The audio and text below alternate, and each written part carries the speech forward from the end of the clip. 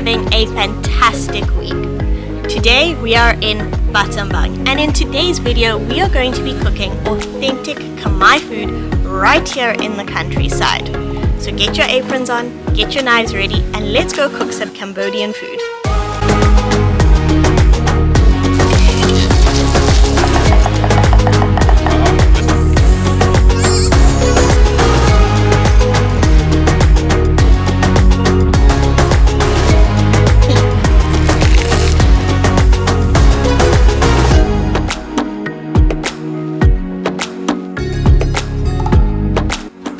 Our day begins on a tuk-tuk as our local chef Vanak takes us to the local market. His 7-year-old son Dodo has accompanied him and is eager to show us around too. Dodo is a smart kid who in fact taught himself English by watching videos on YouTube. We came to Cambodia with absolutely no knowledge of Cambodian food, and while in Phnom Penh we learned quite a lot about the different ingredients and the variety of dishes when we did our food tour. So today I'm really excited to learn how to cook these dishes and how to apply the knowledge that we learned about the ingredients into making some delicious foods. I'm hoping that I'll be able to learn enough so that when I go home to South Africa, I'll get to cook and share these experiences with my family, as the cuisine in South Africa is quite different to the food here. So it'd be really nice to be able to take a part of that home and just have them also experience what I got to experience here.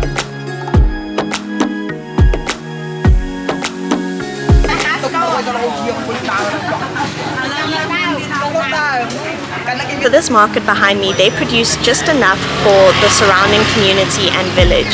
A lot of these people actually just grow the fruits and vegetables in their gardens at home and then just come here in the morning and sell them.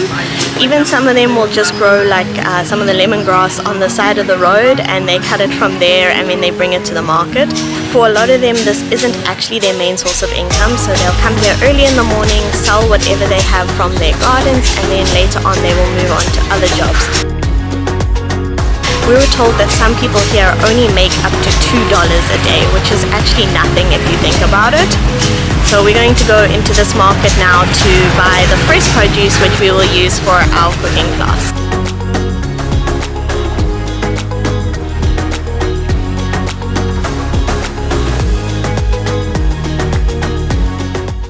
So this is a small shop where it also connects to the market here, but they are only selling the beef, and every morning they have 1 cow, and then they sell our nut.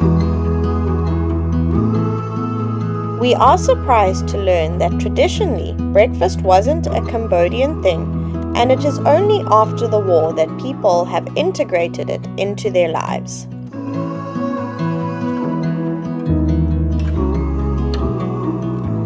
Cambodian doesn't have, I think we don't really use market before, and breakfast is not very common. But then after the war, people start, like going out a lot, eating where Chinese food stall.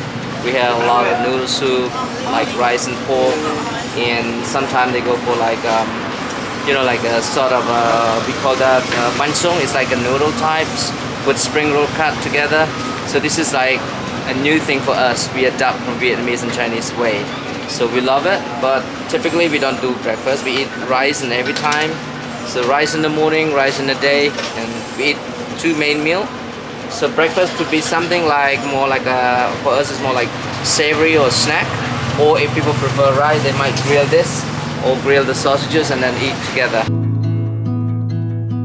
Coconut is widely used in different forms in Cambodia, from coconut-based curries to sauces, from coconut milk to many desserts, and even spoons, ladles, and other utensils.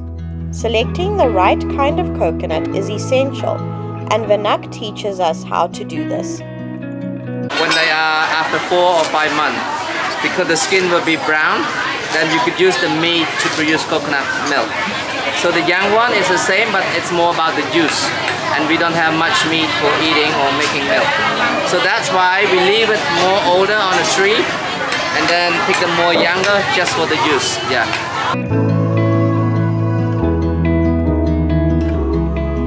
We then get some fresh vegetables as well as some fish, both essential elements in Khmer cuisine.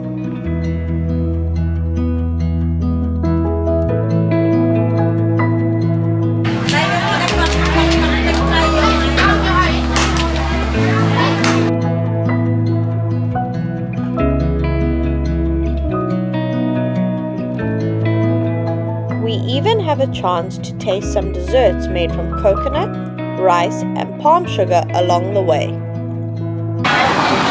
Yeah, that's inside they have palm sugar and rice. So when you bite it, it melts the sugar, and then the coconut get it a bit more flavorful together. So it's so safe feeling, this one. Maybe you hold it this better. Thank you. If you like sweet, it's good, but if you don't like sweet, it might be too sweet. It was sweet. Very sweet. So we just finished at the local market where we got all our fresh produce that we are going to use to cook our lunches today.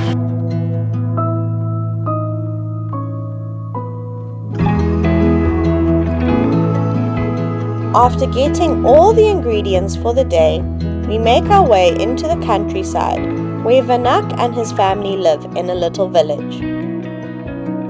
We are greeted by these adorable kids in the village and some dogs that his family feeds. Dodo has named all of the dogs.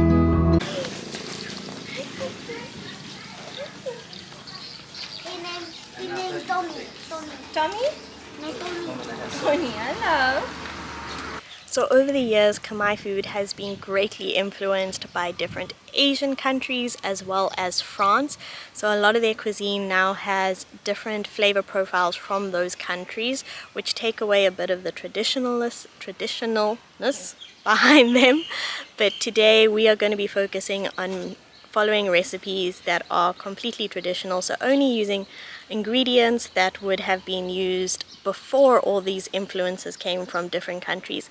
And what I think happens to be the coolest part of this all is we're also going to be cooking the traditional way of using coal and fire to cook with. So we won't be using gas or stoves. We are going to be cooking on open fire with like woks, and we are also going to be steaming it over like a fire as well, which I think is really cool and just makes it so much more unique, and really also gets you to better understand what Khmer food was like and how it was cooked and what part it played in the culture hundreds of years ago. Cambodia gets extremely hot in the day, and Vanak shares an interesting insight on how the climate and thought process of Cambodians has shaped the growth of multiple recipes from the same ingredients. In the hammock, you know why a lot of houses more two-floor. So down the bottom we call living room, where they have hammock. So after like a break we call siesta, so people sleep. So when you wake up you feel like, you know, look at the mango tree, we have a lot. So let's do something with the mango. So mango, it become more like salad. It become more like just dip in the salt and chili. So there's so many variety of eating the green mango or the ripe mango. So it's just the idea. So what we have in the garden. So we start from mango and up to whatever we have in the garden. So this is why the meal, it's not very special like the other cuisine, because we just want to make and not waste everything in the garden. So like you see at the market we have watermelon. So normally you know about big watermelon, but watermelon is young. We also use in cooking because we think we have so many watermelon. So let's make some recipe from watermelon by making soup, add some tamarind, add some tamarind leaf, and a bit of fish sauce, a bit of smoked fish, and then it become a refreshing flavor. That's it become a meal. The inside, it could be different texture, no problem. We might add sugar and we might not add sugar. But because in Cambodia we have 15 types of mango, so all the mango will be start from green and turn ripe. It doesn't matter like how much of time, but it's always different. So we could choose one of those in salad. So any mango, yeah, but gotta be firm. And then we do like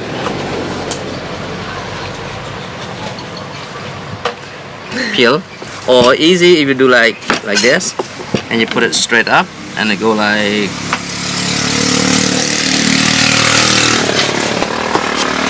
So, by the way, at this day, technology make it more easy. Back home, I don't mind if you use a peeler. But here, we try to say that one knife is able to use for many things. Save a lot of the fruit by doing it this way.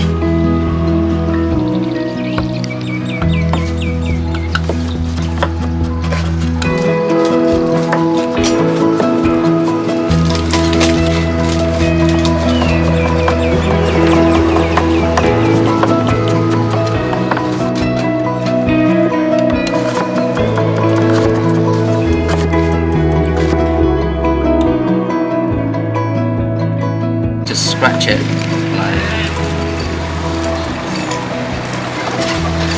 and then we do like this, just like you pull it out, just like hold it, yeah. It's okay, like let it like go like up. Yeah, you just like bring it. Yeah. Nice. Good, yes. That's it. Yeah.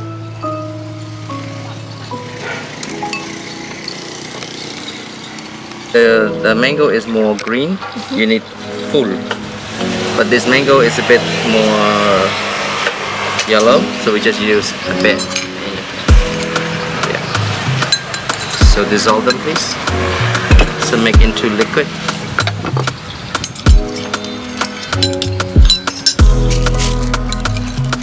You need hand. More need the fish sauce and everything. How was chili? How is chili? You want? Yes. Yeah. You don't.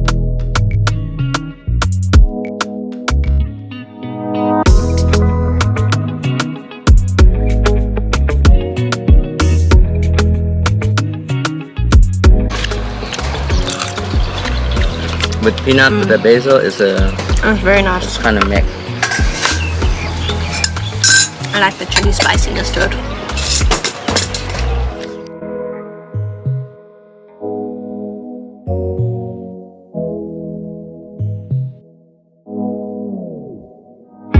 Alright, that is our salad done, and now it is time to move on to our second of 3 dishes for the day. Our second dish is going to be Fish Amok, which is actually traditionally steamed and eaten out of a banana leaf. So I'm really excited to see how that's done, and I love the different aspect to making a dish using what is found in your environment around you.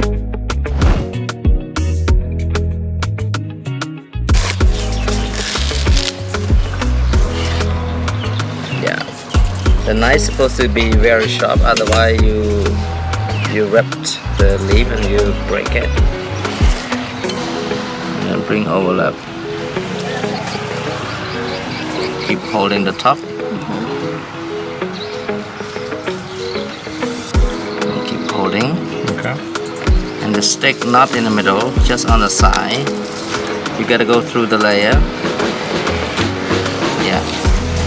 And then you see that crossing, like that side, yeah, not very deep, and the same. Yeah, if you put too deep, for example, yeah, when you pull it back here, and then the leaf is more open. That's why you need about half centimeter or 1. Yeah. That's it.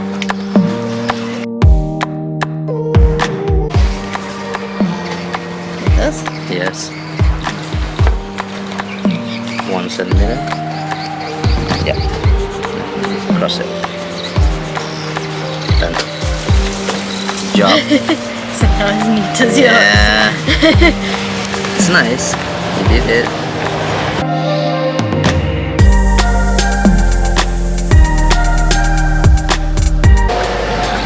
Not too bad. Hope so. You made it look a lot easier. Normally everyone have their own like tool. Like this is like 2 nail, beer cap, piece of wood. Yeah, and you just do the same. See? it worked well. They go like round and round.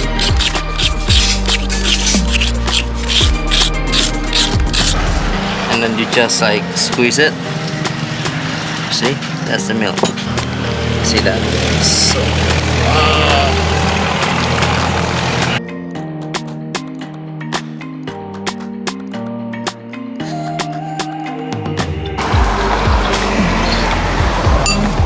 it's very fresh.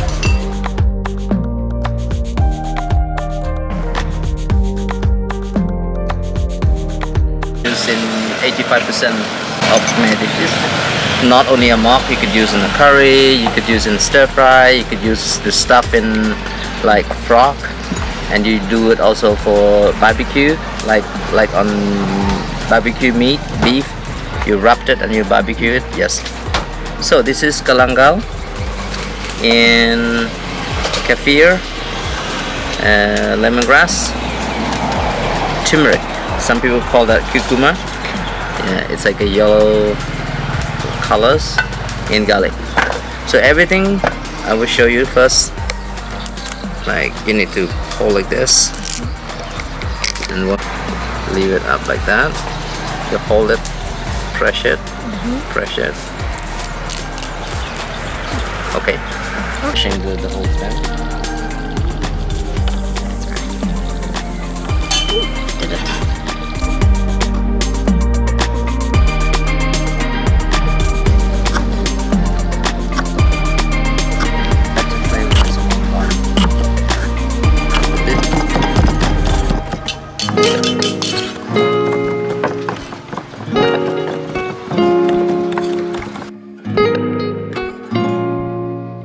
Normally we do this way better.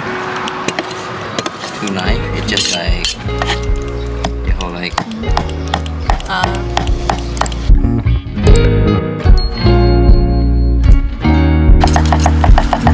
Wow, good job.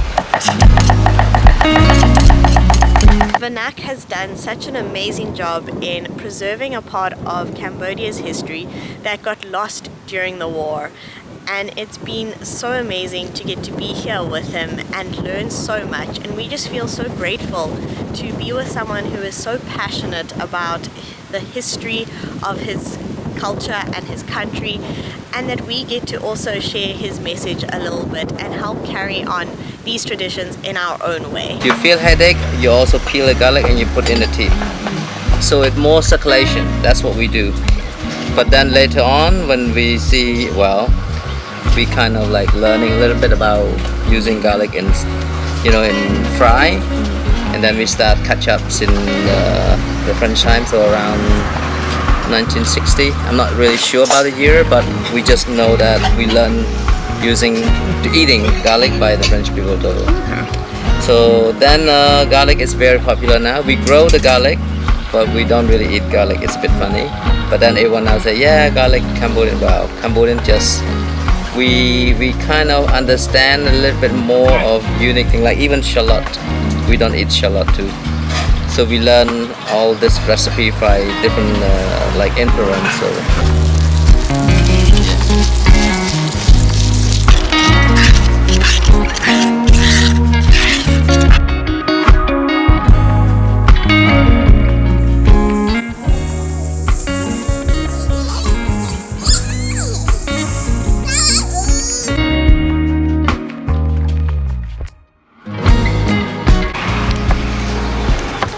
So we mix everything together. So put one of your curry paste in the coconut milk.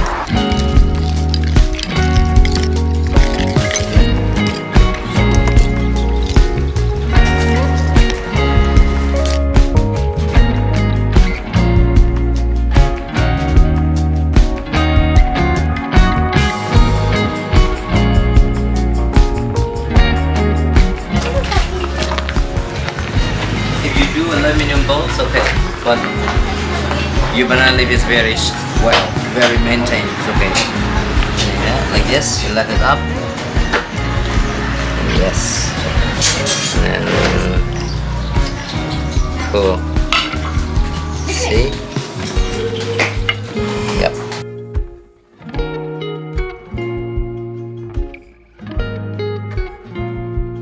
As Vanak steams the amok over coal, Dodo has some magic tricks to show Dad. Can I do this? What? I don't know. Like your hand.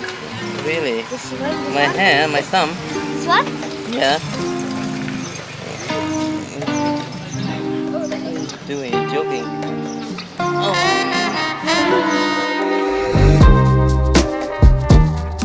We are now going to cook our final dish for the day, which is one that we had in Camp Hot and we really enjoyed it. It is beef Loklak, and I'm really excited to actually learn how to make this so that when we leave Cambodia, I'm able to make it at home and carry on enjoying this dish. Snake bean, morning glory, but you could use this or this together or just choose one separate. You hear that? And then you cut them about this size. Sounds good. Sounds very good.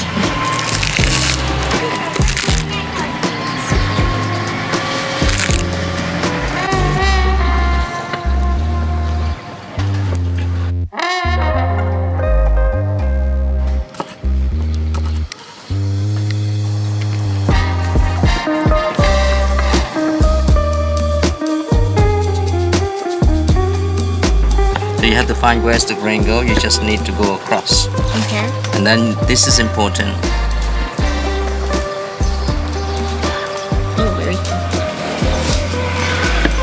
Okay, maybe make it too difficult, so make it a bit thicker.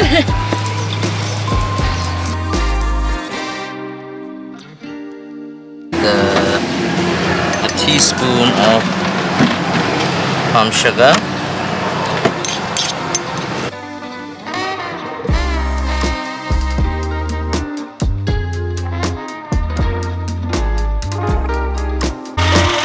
Garlic. Okay, fine. And meat in.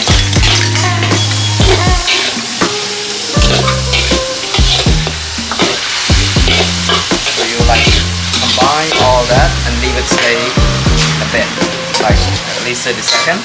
And you don't see the sauce, for example, you can put another water and leave it back.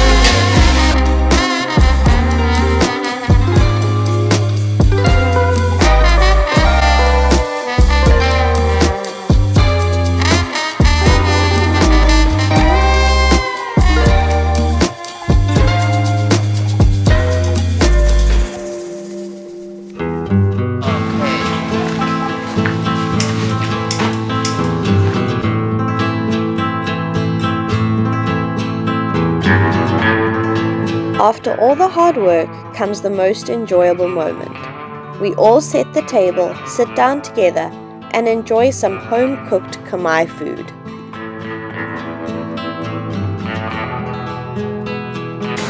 This way. So flavorful. They do And the veg, morning glory is really nice. meat, It's like a crunchy and taste. then Super fresh. that. And then do like that. That's what we eat. Don't you feel like the vet? With some sauce, some fish, yeah. Fish Yeah, good.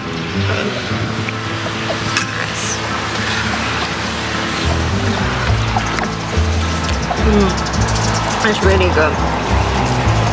The fresh coconut makes a big difference. And the best cooking. Yes, yeah, and the good That makes a cooking, that difference. also makes a difference. I forgot to say that one.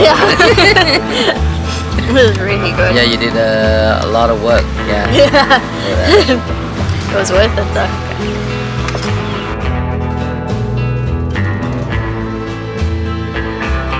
Cooking at Smoking Pot has been such an enjoyable experience. I've really loved being able to cook outside in the countryside, and what made it so much cooler was that it is his family home, so we've got his family here with us as well. So it just made it a really special experience, and I have loved being able to learn so much about what makes Khmer food so unique and so different to the other foods that we've had throughout our time in Southeast Asia. I think this has to be one of the most unique and enjoyable cooking classes I have done in a really long time, and would highly recommend you come and give it a try.